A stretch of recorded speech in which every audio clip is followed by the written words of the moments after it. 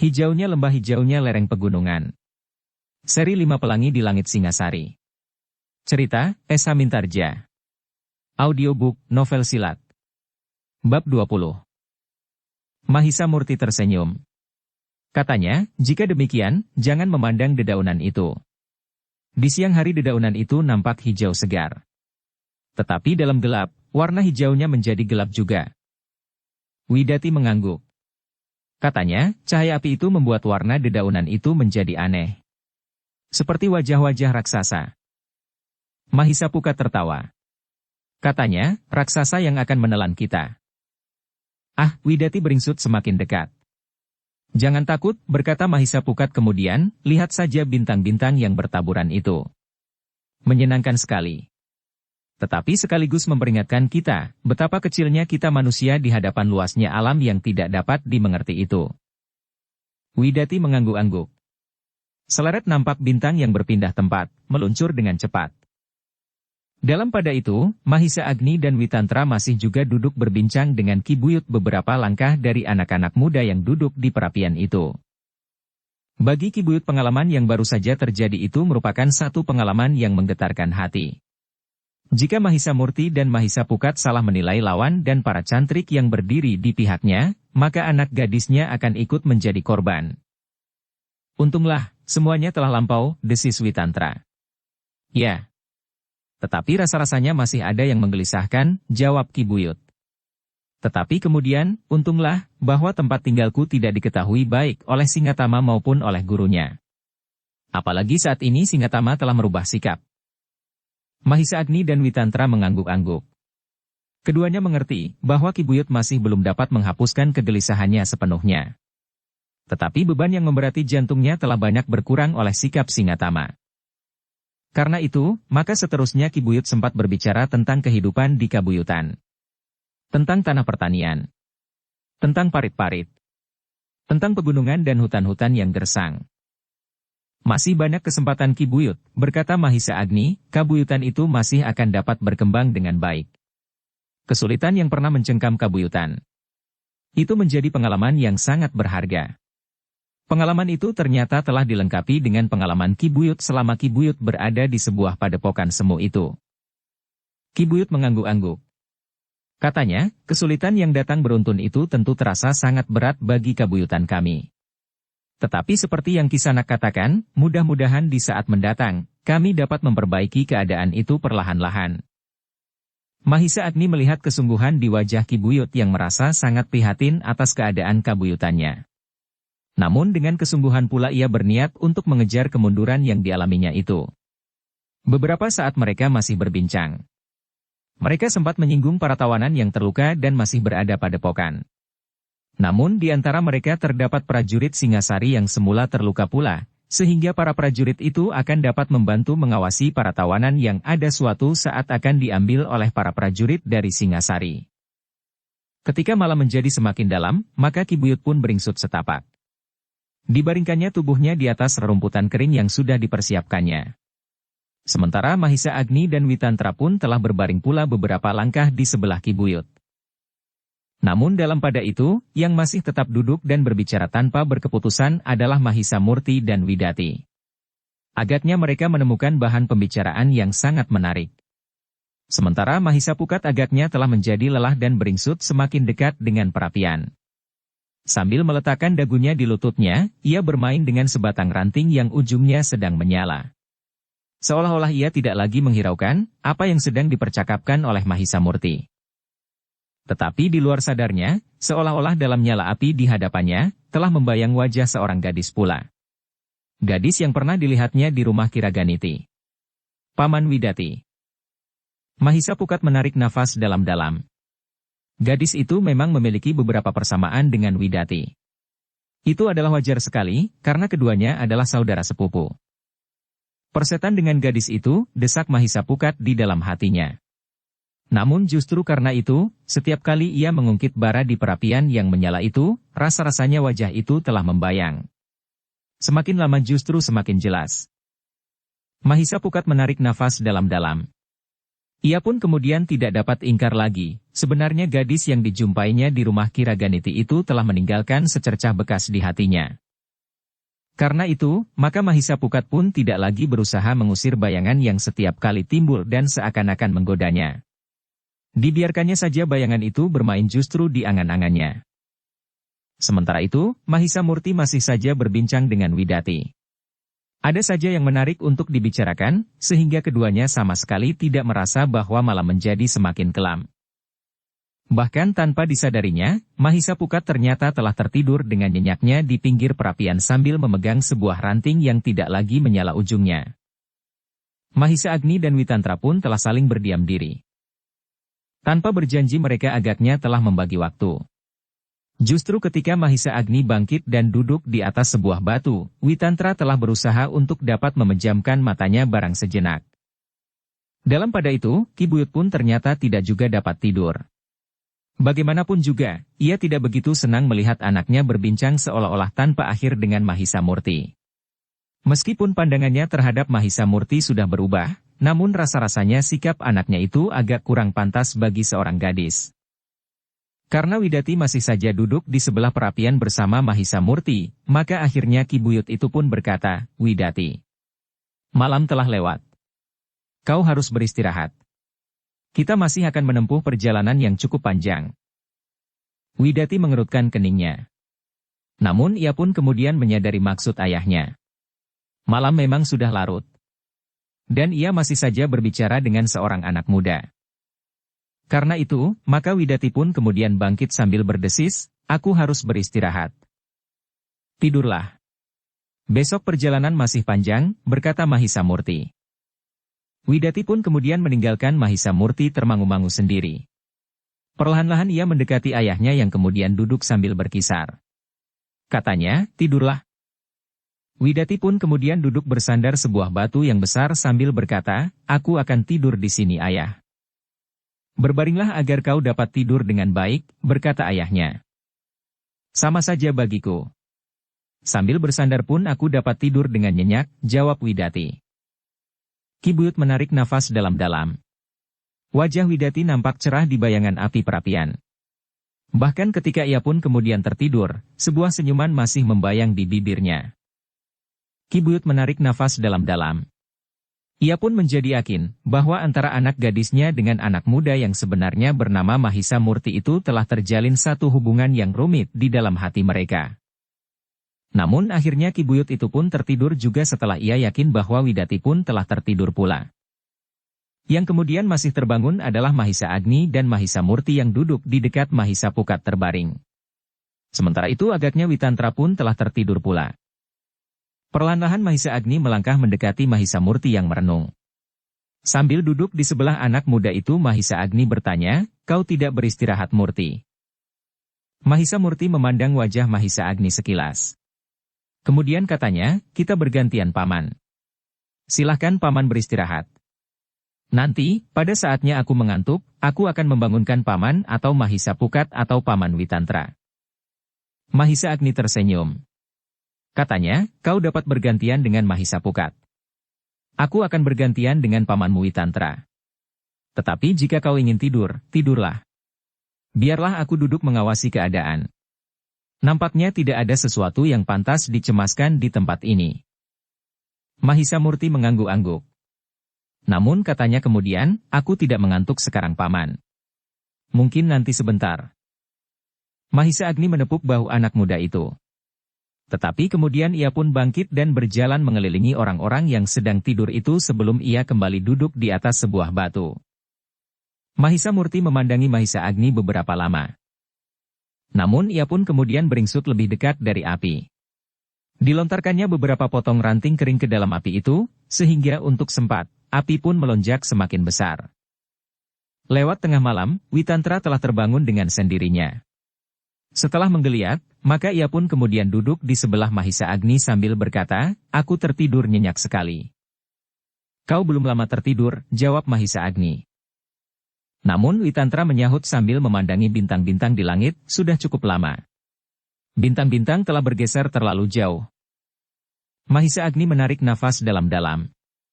Sambil menunjuk Mahisa Murti yang masih duduk di tepi perapian Mahisa Agni berkata, "Anak itu belum sempat tidur." Witantra mengangguk. Jawabnya, ada sesuatu yang mengganggunya. Ya, jawab Mahisa Agni, perasaannya sendiri. Witantra tersenyum. Katanya, biarlah ia membangunkan Mahisa Pukat, agar ia dapat beristirahat barang sejenak. Witantra pun kemudian bangkit mendekatinya, sementara Mahisa Agni pun kemudian berpindah duduk bersandarkan pohon yang tidak terlalu besar. Namun dengan demikian, ia pun sempat memejamkan mata menjelang dini hari. Witantra pun yang kemudian duduk di sebelah Mahisa Murti sambil berkata, sudah waktunya kau membangunkan Mahisa Pukat. Mahisa Murti mengerutkan keningnya. Namun kemudian katanya, baiklah paman. Aku akan beristirahat. Mahisa Murti pun kemudian membangunkan Mahisa Pukat yang nampaknya sangat malas untuk membuka matanya. Namun akhirnya ia pun duduk pula sambil menggeliat. Aku akan tidur. Kau kawani paman Witantra, berkata Mahisa Murti. Mahisa Pukat menggosok matanya. Ketika ia memandang berkeliling, dilihatnya Widati telah tertidur sambil bersandar sebongkah batu. Mahisa Pukat menarik nafas dalam-dalam. Kemudian katanya, tidurlah. Aku kawani paman Witantra. Mahisa Murti pun kemudian beringsut selangkah. Sambil berdesah ia pun meletakkan kepalanya di atas setumpuk rerumputan kering. Mahisa Pukatlah yang kemudian duduk di sebelah Witantra sambil berkata, Mahisa Murti sedang diganggu oleh perasaannya sendiri terhadap gadis yang bersandar batu itu. Witantra tersenyum. Katanya, hal yang wajar. Tetapi Mahisa Murti harus ingat, apa yang pernah terjadi atas Mahisa Bungalan sebelumnya. Hubungannya dengan gadis itu harus diaturnya sebaik-baiknya agar tidak menjeratnya ke dalam satu kesulitan. Mahisa Pukat menarik nafas dalam-dalam. Tiba-tiba saja ia teringat pada seorang gadis yang pernah dilihatnya dan telah meninggalkan kesan tersendiri pula di hatinya. Apa pula kata Paman Witantra jika ia mengetahuinya, berkata Mahisa Pukat di dalam hatinya. Namun tiba-tiba saja Mahisa Pukat menguap. Agaknya matanya masih saja ingin terpejam. Tidurlah, berkata Witantra sambil tersenyum, aku akan berjaga-jaga. Ah, desis Mahisa Pukat yang melihat Mahisa Murti terbujur. Witantra tidak mendesaknya. Namun ketika Mahisa Murti sudah tertidur, sekali lagi Witantra berkata, tidurlah. Mahisa Pukat ragu-ragu. Namun akhirnya ia pun beringsut untuk bersandar sebatang pohon pula. Katanya, aku tidak ingin tidur. Tetapi jika aku tertidur, justru karena paman mengizinkan. Witantra tersenyum. Katanya, iya, tidurlah. Mahisa Pukat pun kemudian tersenyum. Namun akhirnya matanya pun telah terpejam pula. Tidak ada yang menarik terjadi malam itu, selain permainan perasaan anak-anak muda yang ada di antara iring-iringan yang sedang beristirahat itu. Nampaknya mereka tertidur sambil membawa angan-angan masing-masing. Ketika langit menjadi merah oleh cahaya fajar, maka mereka pun telah terbangun. Ki Buyut telah mengantarkan anak gadisnya ke sebuah belik kecil yang tidak terlalu jauh dari perapian. Sejenak kemudian maka orang-orang yang berada di dalam sekelompok kecil itu pun sudah siap membenahi diri, sehingga mereka pun telah siap untuk melanjutkan perjalanan. Marilah, berkata Mahisa Agni, mumpung hari masih pagi. Sejenak kemudian, iring-iringan itu pun mulai bergerak. Kuda-kuda mereka pun telah menjadi segar. Dengan demikian perjalanan mereka pun menjadi lebih cepat. Apalagi jalan yang mereka tempuh kemudian adalah jalan yang lebih baik. Meskipun mereka kadang-kadang harus menyusup hutan-hutan kecil, namun perjalanan tidak lagi terasa terlalu berat. Namun mereka tidak dapat menempuh perjalanan sepanjang hari tanpa beristirahat untuk makan dan minum. Bagi orang-orang yang terbiasa hidup dalam pengembaraan dan berada di dalam lingkungan olah kanuragan, hal itu tidak akan banyak terasa mengganggu. Tetapi tentu tidak bagi Widati dan Ki Buyut. Karena itu, ketika matahari yang terik menyengat ujung pepohonan, maka iring-iringan itu pun mendekati sebuah pasar yang telah menjadi sepi. Tetapi masih ada 1-2 buah kedai yang melayani para pembelinya. Kita singgah sebentar, berkata Mahisa Murti yang mengetahui keadaan Widati. Sebenarnya Mahisa Agni dan Witantra ingin memperingatkan Mahisa Murti karena jumlah mereka agaknya akan dapat menarik perhatian. Tetapi mengingat keadaan Widati, maka keduanya akhirnya mengambil satu sikap yang lain. Mahisa Murti, berkata Mahisa Agni, kau, Mahisa Pukat dan Ki Buyut serta anaknya, singgahlah di kedai itu. Biarlah aku menunggu di tempat yang terpisah, agar tidak terlalu menarik perhatian. Nampaknya jumlah kita terlalu banyak untuk sekelompok pejalan biasa. Mahisa Murti mengerutkan keningnya. Kemudian katanya kepada Mahisa Pukat perlahan-lahan, bagaimana pendapatmu? Aku mengerti pendapat Paman Mahisa Agni, berkata Mahisa Pukat. Karena itu, agaknya kami persilahkan Paman Mahisa Agni dan Paman Witantra untuk singgah di kedai yang satu, sedang kita akan singgah di kedai yang lain. Baiklah, berkata Mahisa Murti yang kemudian mendekati Ki Buyut sambil berkata, marilah. Kita akan dapat singgah di kedai itu sebentar. Ki Buyut tidak menolak. Ia tahu bahwa anak gadisnya benar-benar telah haus dan lapar. Karena itu, maka mereka pun telah menggeser arah kudanya, berbelok menuju ke pasar yang telah sepi itu. Tetapi ketika mereka memasuki sebuah kedai dan Mahisa Agni serta Witantra memasuki kedai yang lain, maka Ki Buyut pun telah bertanya, kenapa kedua pamanmu itu tidak bersama-sama dengan kita di sini? Mahisa Murtilah yang berbisik di telinga Ki Buyut, tidak apa-apa. Sekedar untuk mengurangi perhatian orang. Supaya mereka tidak bertanya-tanya, seolah-olah kita sedang mengungsi dengan anak cucu. Ki Buyut mengerutkan keningnya. Namun kemudian ia pun tersenyum sambil mengangguk-angguk. Sejenak kemudian, mereka pun telah duduk di dalam kedai itu. Meskipun pasar itu sudah sepi, tetapi masih ada juga beberapa orang yang berada di kedai itu. Agaknya di sudut pasar beberapa orang pandai besi masih sibuk menyelesaikan pekerjaannya. Mahisa Agni dan Witantra yang berada di kedai yang lain, di luar sadar telah memperhatikan pandai besi itu. Bahkan Witantra telah bertanya kepada pemilik kedai itu, apakah sudah terbiasa bahwa pandai besi itu bekerja sehari penuh? Tidak Kisanak, jawab pemilik kedai itu, biasanya mereka selesai sebelum tengah hari. Jika masih ada pekerjaan, mereka akan mengerjakannya esok. Tetapi mereka hari ini bekerja terlalu keras, sahut Mahisa Agni. Mereka menerima pesanan khusus, jawab pemilik kedai itu. Apa? Bertanya Witantra. Mereka menerima pesanan lebih dari 50 kapak, jawab pemilik kedai itu. Kapak demikian banyak, bertanya Witantra. Apakah mungkin yang memesan itu seorang pedagang yang akan menjualnya lagi di tempat lain yang masih belum memiliki seorang pandai besi pun? Entahlah, jawab pemilik kedai itu, aku tidak tahu. Mahisa Agni dan Witantra mengerutkan keningnya ketika tiba-tiba saja seorang bertubuh tinggi tegap menjulurkan kepalanya di pintu belakang kedai itu sambil berkata, ya. Kau memang tidak tahu apa-apa. Pemilik kedai itu berpaling, orang itu berpegangan kedua uger-uger pintu belakang kedainya, sementara kepalanya terjulur ke dalam. Wajahnya yang keras membayangkan sikapnya yang agaknya juga cukup keras seperti wajahnya itu. Rasa-rasanya debar jantung pemilik kedai itu menjadi semakin cepat. Tetapi ia sama sekali tidak menjawab. Bahkan ia pun kemudian menyibukkan dirinya dengan melayani minuman Mahisa Agni dan Witantra. Mahisa Agni dan Witantra saling berpandangan sejenak. Namun mereka pun tidak berkata sepatah pun. Bahkan ketika pemilik kedai itu membuat minuman yang tidak mereka pesan, mereka pun tidak menolaknya, karena mereka mengerti bahwa pemilik kedai itu menjadi sangat gelisah. Untuk beberapa saat kedai itu menjadi sepi. Baik pemilik kedai itu, maupun Mahisa Agni dan Witantra, sama sekali tidak mengatakan sesuatu. Mereka sibuk dengan kepentingan mereka masing-masing. Pemilik kedai itu membenahi barang-barangnya yang tidak sedang dipakai, sedang Mahisa Agni dan Witantra sibuk dengan minuman hangatnya, meskipun yang mereka pesan bukan air serai seperti yang dihidangkan. Namun air serai dengan gula kelapa itu pun rasa-rasanya cukup segar. Apalagi bagi mereka yang agak kurang tidur di malam sebelumnya. Dalam kesepian itu, ternyata ada dua orang berkuda lagi yang berhenti di depan kedai itu.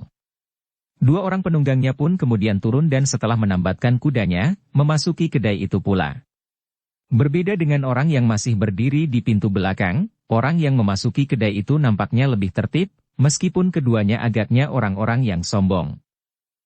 Beri aku minuman dan makanan yang paling baik, berkata salah seorang dari kedua orang itu. Pemilik warung itu pun kemudian menjadi sibuk. Seperti yang dibuatnya untuk Mahisa Agni dan Witantra, maka ia pun telah membuat minuman air serai dengan gula kelapa bagi kedua orang tamunya yang baru itu. Baru kemudian pemilik kedai itu telah menghidangkan setambir makanan bagi mereka. Tetapi seorang dari kedua orang tamu itu mengerutkan keningnya. Dia matinya mangkuk air serai itu dengan kerut di dahi. Minuman apa ini? Ia bertanya. Air serai, jawab pemilik kedai itu. Orang itu mencicipi air serai itu setitik. Namun tiba-tiba saja ia melemparkan mangkuk itu sambil membentak, "Gila! Kau beri minum apa aku, heh?" Pemilik kedai itu terkejut bukan buatan. Air yang masih hangat itu telah terpercik ke tubuhnya. Sambil bergeser surut ia pun menjawab, "Itu adalah jenis minuman yang paling baik di sini Kisanak." "Kau gila," geram orang itu, "beri aku minuman yang lebih baik." "Apa yang Kisanak maksudkan?" bertanya pemilik kedai itu termangu-mangu. "Tuak. Beri aku tuak sebumbung," geram orang itu. Pemilik kedai itu menjadi tegang. Dengan wajah cemas ia menjawab, "Maaf Kisanak. Aku tidak menyediakan tuak di sini. Yang ada hanyalah minuman-minuman panas. Air serai, air salam dan barangkali dawet legen jika dikehendaki. Aku dapat memesan di kesebelah." "Cukup," bentak orang itu, "beri aku tuak." "Heh, kau dengar." Pemilik kedai itu menjadi bingung. Sekali lagi ia mencoba menjelaskan, "Aku tidak mempunyai tuak Kisanak. Aku tidak peduli. Apakah kau akan membeli, atau mencuri atau merampok? Aku perlu tuak kau dengar." Pemilik kedai itu menjadi gemetar. Ia tidak pernah menjumpai pembeli yang tidak mau tahu, apakah ia mempunyai persediaan jenis makanan atau minuman yang dikehendaki. Kesan Mahisa Agni dan Witantra terhadap itu pun segera berubah. Jika semula mereka hanya menganggap dua orang itu agak sombong, namun akhirnya mereka pun melihat kekasaran orang yang tidak mereka kenal itu. Selagi pemilik kedai itu termangu-mangu, maka salah seorang dari keduanya membentak sambil menghentakkan tangannya pada paga bambu di hadapannya, "Cepat, sebelum aku robohkan kedaimu ini." Demikian kerasnya orang itu menghentakkan tangannya, sehingga mangkuk Mahisa Agni dan Witantra pun telah bergoncang, sehingga minuman hangat di dalamnya telah memercik pula ke tubuh mereka. Tetapi baik Mahisa Agni maupun Witantra masih tetap berdiam diri tanpa berbuat sesuatu menyaksikan sikap itu. Namun dalam pada itu, yang tiba-tiba saja menyahut adalah orang yang berwajah kasar yang berdiri di pintu belakang itulah yang menyahut, "Kau jangan gila Kisanak. Kau sudah dengar bahwa di kedai ini tidak ada tuak." Kedua orang itu tiba-tiba saja telah berpaling. Dengan kerut di dahi, seorang di antara mereka bertanya, "Siapa kau?" Tiba-tiba saja jawab orang itu mengejutkan Mahisa Agni dan Witantra, "Aku saudara pemilik kedai ini. Aku tidak senang melihat kesombonganmu seperti itu." "Persetan," teriak yang seorang. Tetapi yang lain justru tertawa sambil berkata, "Kau orang gila juga seperti saudaramu pemilik warung ini. Kau jangan ikut campur, heh." Orang yang berdiri di pintu belakang itu melangkah masuk. Wajahnya yang garang menjadi semakin garang. Dalam pada itu, Mahisa Agni dan Witantra masih tetap berdiam diri. Namun keduanya mengerti, kenapa orang yang berdiri di pintu belakang itu telah ikut campur. Agaknya ia telah merasa tersinggung, seolah-olah kedua orang yang baru datang itu adalah orang-orang yang paling menakutkan di muka bumi. Sehingga dengan demikian, didorong oleh harga dirinya yang menghentak maka orang itu pun telah ikut campur.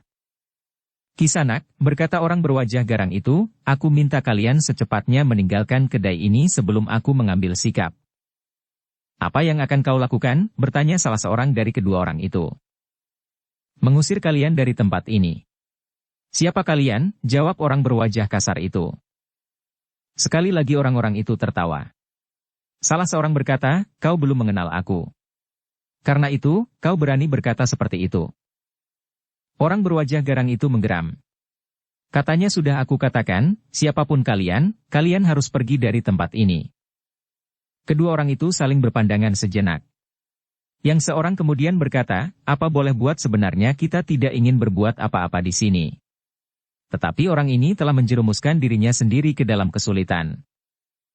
"Kau kira apa yang kau lakukan itu tidak apa-apa?" bentak orang berwajah kasar, "Kau telah berbuat seolah-olah kau tidak dibatasi oleh paugeran apapun. Apa yang ingin kau lakukan dapat kau lakukan. Kau minta apa yang tidak ada. Tetapi apa yang tidak ada itu harus ada. Bukankah itu satu perbuatan gila?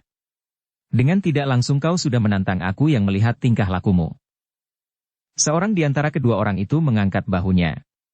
Sedangkan yang lain berkata, "Kita tidak mempunyai pilihan lain. Orang ini harus disingkirkan. Ia bukan saja akan menghalangi kita dalam permainan kecil-kecilan ini. Tetapi dalam langkah-langkah yang besar pun ia akan selalu ikut campur, ia merasa dirinya terlalu besar.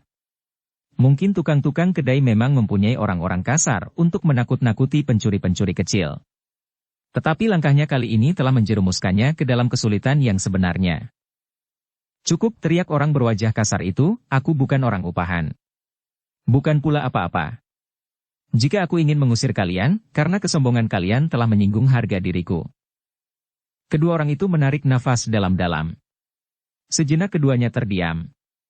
Namun tiba-tiba yang seorang berkata, marilah Kisanak. Aku ingin memperlihatkan kepadamu, bahwa aku dapat merobek mulutmu. Orang berwajah kasar itu menggeram. Tetapi ia membiarkan kedua orang itu melangkah keluar. Agaknya keduanya ingin berada di tempat terbuka, apapun yang akan terjadi.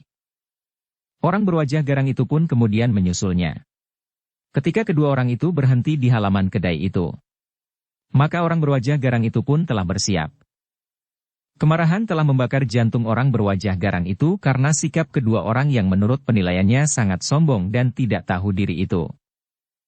Kau tetap pada pendirianmu, bertanya salah seorang dari kedua orang itu. Ya. Aku muak melihat orang-orang gila seperti kalian berdua. Sangat menjengkelkan. Kalian minta apa yang tidak ada, geram orang berwajah kasar itu. Dalam pada itu, salah seorang dari kedua orang itu melangkah maju sambil berkata, bersiaplah. Jangan hanya seorang, geram orang berwajah kasar itu, majulah bersama-sama. Tetapi orang yang menghadapinya itu membentak, ternyata kau lebih sombong dari kami berdua. Cepat, jangan banyak bicara lagi. Orang berwajah kasar itu memang tidak menunggu. Justru ia telah meloncat dan menyerang lawannya dengan garangnya. Sejenak kemudian perkelahian di antara keduanya telah terjadi. Semakin lama semakin sengit. Dalam pada itu, Mahisa Agni dan Witantra pun telah bergeser. Tetapi mereka masih tetap berada di dalam kedai itu bersama pemilik kedai yang ketakutan. Aku akan menutup kedai ini, suara pemilik kedai itu menjadi gemetar. Jangan ditutup, sahut Mahisa Agni, mereka akan menjadi semakin marah. Kedua orang itu akan dapat membakar kedaimu. Tetapi siapapun yang memang, aku akan menjadi sasaran. Apalagi jika kedua orang itu nanti memaksa untuk mendapatkan tuak. Dari mana aku harus mengambilnya? Suara pemilik warung itu gemetar. Mudah-mudahan mereka menginginkan yang lain. Tetapi mereka tidak akan membakar kedaimu, berkata Witantra pula. Tetapi pemilik kedai itu justru menjadi semakin ketakutan. Jika ia membiarkan kedainya terbuka, maka mungkin sekali orang-orang itu, siapapun yang menang, akan membuat kedainya menjadi rusak. Tetapi jika ia menutupnya, seperti yang dikatakan oleh Mahisa Agni dan Witantra, mungkin kedai itu akan dibakar. Dalam kebimbangan itu, maka ia menyaksikan perkelahian yang semakin seru. Sementara salah seorang dari kedua orang yang datang kemudian itu memperhatikan perkelahian itu dengan seksama. Dalam pada itu, ternyata Mahisa Murti dan Mahisa Pukat yang berada di kedai lain pun mendengar hiruk-pikuk di halaman kedai sebelah. Suara itu ternyata telah mengejutkan mereka. Mereka menyangka bahwa telah terjadi sesuatu dengan Mahisa Agni dan Witantra. Sehingga karena itu, maka keduanya telah meloncat keluar dari dalam kedai. Tetapi mereka pun kemudian menyaksikan bahwa dua orang sedang berkelahi. Di antara mereka bukannya Mahisa Agni atau Witantra, tetapi orang lain. Sejenak Mahisa Murti dan Mahisa Pukat termangu-mangu. Tetapi karena mereka tidak melihat Mahisa Agni dan Witantra, maka mereka pun kemudian bergeser surut. Sementara orang-orang itu berkelahi semakin sengit, maka orang-orang yang tersisa di pasar itu pun menjadi ribut. Pandai besi yang masih bekerja itu pun dengan cepat mengenai barang-barangnya dan memadamkan perapiannya. Dalam pada itu, pemilik kedai sebelah telah berkata kepada Mahisa Murti dan Mahisa Pukat, masuklah, agar kalian tidak disandang ikut campur dalam persoalan yang tidak kalian ketahui. Mahisa Murti dan Mahisa Pukat menjadi termangu-mangu. Mereka ingin tahu apa yang sebenarnya telah terjadi. Tetapi mereka pun nampaknya tidak ingin ikut campur dalam persoalan yang tidak mereka mengerti. Apalagi nampaknya Mahisa Agni dan Witantra pun tidak ikut campur pula. Dalam pada itu, pemilik kedai itu pun berkata, silahkan masuk Kisanak. Aku akan menutup saja kedai ini. Jika perkelahian itu berkembang, maka lebih baik, kita sudah tidak berada di tempat ini. Maksudmu, bertanya Mahisa Murti. Aku akan menutup kedaiku dan kemudian pulang saja, berkata pemilik kedai itu. Lalu, aku juga ingin mempersilahkan Kisanak untuk meninggalkan tempat ini. Apakah perkelahian itu akan dapat berkembang? Bertanya Mahisa Pukat. Pemilik kedai itu bergumam, silahkan masuk. Aku akan menutup kedaiku. Kita akan pergi lewat pintu belakang saja. Mahisa Murti dan Mahisa Pukat tidak menjawab. Keduanya pun kemudian masuk ke dalam kedai. Sementara itu, Ki Buyut dan Widati nampak menjadi cemas.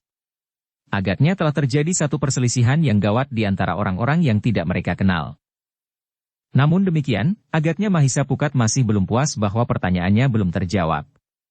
Karena itu, maka sekali lagi ia bertanya, apakah pertempuran ini masih akan berkembang? Mungkin sekali. Nampaknya salah satu pihak tidak seorang diri, jawab pemilik kedai itu.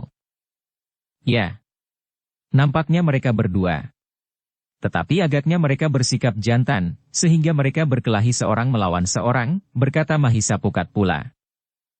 Tetapi jika kawannya kalah, maka yang seorang itu tentu akan mengambil sikap lain. Mungkin ia akan membantu, sehingga yang seorang itu akan berkelahi melawan dua orang. Padahal yang seorang itu pun tidak sendiri di daerah ini, jawab pemilik kedai itu. Apakah ia mempunyai kawan? Bertanya Mahisa Murti. Ya. Mereka sudah lama berkeliaran di daerah ini. Mereka sedang memesan kapak kepada pandai besi di sudut pasar itu. Kapak penebang pohon, jawab pemilik kedai itu pula. Mahisa Murti dan Mahisa Pukat mengangguk-angguk. Namun mereka pun kemudian harus berkemas, ketika mereka melihat pemilik kedai itu bersiap-siap untuk pergi. Tetapi keterangan pemilik kedai itu memang menarik perhatiannya. Orang yang sedang bertempur itu, ternyata mempunyai banyak kawan. Sedang mereka berada di tempat itu untuk memesan sejumlah kapak penebang pohon. Marilah Kisanak, berkata pemilik kedai itu, kita keluar lewat pintu belakang. Tetapi tiba-tiba saja Mahisa Murti bertanya, kita akan pergi kemana? Jika kita keluar dari kedai ini, apakah kita tidak justru menarik perhatian? Kuda-kuda kami ada di depan kedai ini. Pemilik kedai itu termangu-mangu sejenak. Namun kemudian katanya, mereka sedang berkelahi. Mereka tidak akan memperhatikan kita. Tetapi saat kami mengambil kuda-kuda kami, sahut Mahisa Pukat. Pemilik kedai itu mengerutkan keningnya. Kemudian ia pun bertanya, jadi apa yang akan kalian lakukan? Kami akan bersembunyi di dalam kedai ini sampai segalanya berakhir, jawab Mahisa Pukat. Pemilik kedai itu termangu-mangu sejenak. Namun kemudian katanya, sekali lagi aku katakan, perkelahian itu akan dapat berkembang. Tetapi mereka tidak akan menghiraukan kami yang ada di dalam kedaimu ini, jawab Mahisa Pukat. Orang itu merenung sejenak.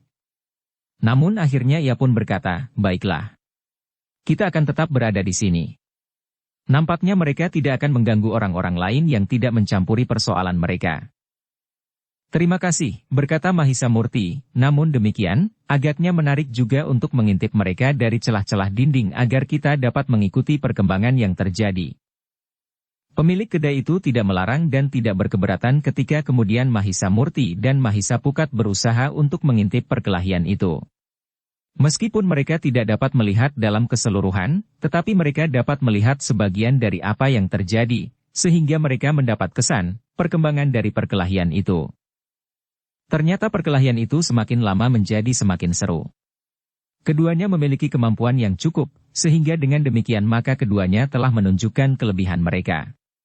Bukan saja kekuatan wadak mereka, tetapi juga kecepatan gerak dan kemampuan mereka mempergunakan unsur-unsur gerak yang membahayakan lawan. Mahisa Agni dan Witantra masih memperhatikan pertempuran itu dengan seksama. Tetapi mereka sama sekali tidak memberikan kesan bahwa mereka dapat mengetahui apa yang sedang mereka saksikan. Yang mereka lakukan adalah seolah-olah mereka menjadi cemas melihat perkembangan yang terjadi. Tetapi pemilik kedai itu benar-benar tidak berani menutup kedainya, karena seperti yang dikatakan oleh Mahisa Agni dan Witantra, bahwa dengan demikian, mungkin sekali kedai itu justru akan dibakar. Dalam pada itu, salah seorang di antara mereka yang datang kemudian, yang tidak terlibat dalam perkelahian itu, menyaksikan perkelahian itu dengan jantung yang berdebaran. Namun dalam pada itu, orang-orang yang berada di dalam kedai itu terkejut, ketika tiba-tiba saja pintu belakang telah terbuka.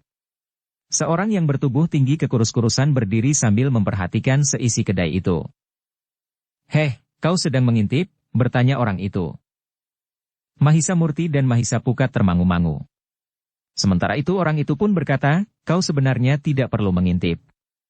Marilah, kita akan melihat apa yang terjadi." Hampir di luar sadarnya, Mahisa Pukatlah yang menjawab, "Kami menjadi ketakutan." Orang itu tertawa. Katanya, "Jika kalian memang ketakutan, memang sebaiknya kalian bersembunyi di dalam kedai ini. Biar aku sendiri yang mendekat." Agaknya perkelahian itu memang sangat menarik untuk dilihat. Kalian akan dapat melanjutkan mengintip perkelahian itu. Tidak seorang pun yang menjawab. Ketika orang itu pergi maka pemilik kedai itu dengan tergesa-gesa telah menutup kembali pintu belakang kedainya. "Kau kenal orang itu?" bertanya Mahisa Murti. Orang itu adalah kawan dari orang yang sedang berkelahi itu. "Aku tidak kenal mereka. Tetapi aku pernah melihat mereka. Agaknya mereka akan berada di tempat ini sampai pesanan mereka selesai," jawab pemilik kedai itu. "Kapak-kapak itu?" bertanya Mahisa Pukat. "Ya," jawab pemilik kedai itu pula. Mahisa Murti dan Mahisa Pukat tidak bertanya lagi. Mereka telah berusaha untuk mengintip lagi, apakah yang akan terjadi di antara orang-orang yang sedang berkelahi itu. Dalam pada itu, maka orang yang bertubuh tinggi kekurus-kurusan itu pun telah mendekati arena perkelahian yang menjadi semakin seru. Dengan nada datar ia pun kemudian berkata, "Marilah kita menonton bersama-sama." Orang yang datang berkuda berdua dengan orang yang sedang berkelahi itu termangu-mangu. Ternyata ada orang lain yang datang tanpa ragu-ragu. "Siapa kau?" bertanya orang itu. "Aku kawan orang yang sedang berkelahi itu," jawab orang yang bertubuh tinggi kekurus-kurusan. "Lalu, kenapa kawanmu itu berkelahi dengan kawanku? Aku mendengar dari anak-anak yang berlari-lari ketakutan." "Kawanmu telah mencampuri urusan kami," jawab orang itu. "Urusan apa?" bertanya orang tinggi itu. "Tidak apa-apa." "Apakah kau juga akan turut campur?" bertanya orang berkuda itu. "Hanya jika perlu. Jika tidak perlu, aku akan menonton saja di sini." Nampaknya perkelahian itu sangat sengit. Keduanya memiliki ilmu dan kemampuan yang seimbang. Jika kau merasa ilmumu setingkat dengan kawanmu itu, maka jika kita berkelahi, akan menjadi sangat seru pula. Siapa yang membuat kesalahan, akan tidak diampuni lagi. Nyawanya akan menjadi taruhan. Orang bertubuh tinggi itu terdiam sejenak. Lalu, "Heh, apakah kau berniat demikian?" "Anak setan," geram orang berkuda itu, "aku akan menunggu sejenak. Tetapi pada saatnya aku akan memperhatikan kesombonganmu itu." Orang bertubuh tinggi itu tertawa. Tetapi ia tidak menjawab. Dalam pada itu, perkelahian itu pun sebenarnya menjadi semakin sengit. Keduanya saling mendesak. Mereka telah bertempur dengan mempergunakan senjata masing-masing. Sekali-sekali terdengar senjata itu berdentang. Namun kemudian senjata-senjata itu berputaran bagaikan baling-baling. Bahkan kadang-kadang terdengar senjata-senjata itu bagaikan bersuit nyaring jika tebasan mendatar serta ayunan serangan yang sangat keras membelah udara. Sementara kedua orang itu berkelahi, kawannya yang datang bersama-sama berkuda itu menjadi heran. Di tempat yang terpencil dan sepi itu ada juga orang-orang yang memiliki ilmu yang tinggi. Karena itu, hampir di luar sadarnya ia bertanya kepada orang bertubuh tinggi yang berdiri beberapa langkah daripadanya, "Heh, apakah kau juga orang padukuhan ini?" Orang bertubuh tinggi itu menggeleng. Sambil memperhatikan pertempuran itu ia berkata, "Aku bukan orang padukuhan ini. Demikian pula kawanku itu." "Oh," orang berkuda itu mengangguk-angguk, "kenapa kalian berada di sini?" "Itu urusan kami. Tetapi mungkin ada baiknya kau mengetahui bahwa aku sedang menunggu pesanan kami pada pandai besi di sudut pasar itu."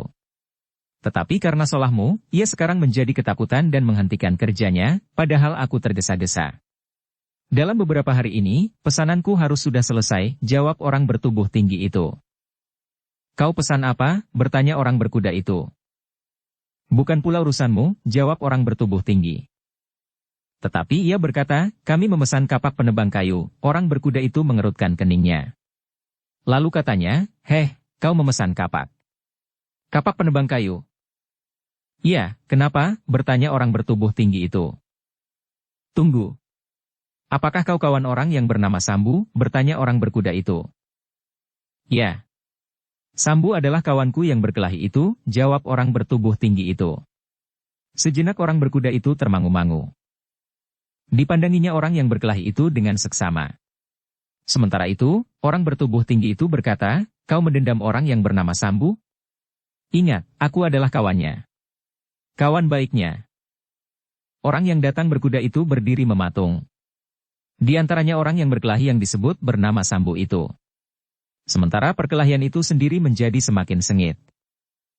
Namun tiba-tiba saja orang itu berteriak, "Hentikan!